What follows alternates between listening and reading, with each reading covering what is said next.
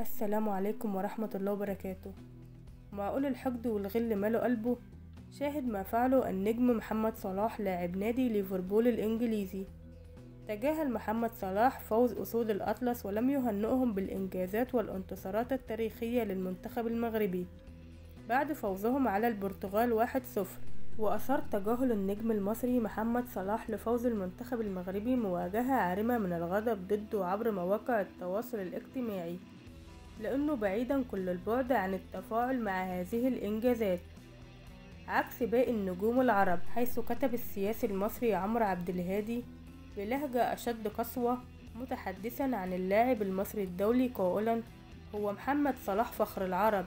الغل أكل قلبه للدرجة دي؟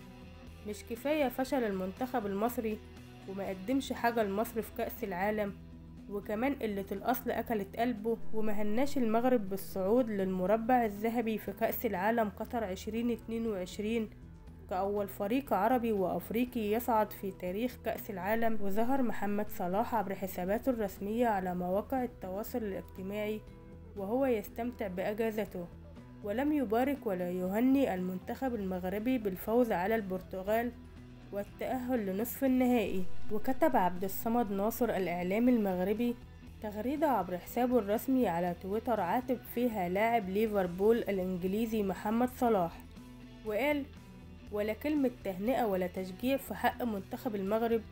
بصراحة موقف غريب من لاعبنا العربي محمد صلاح الذي لم نتوقف يوما عن تشجيعه.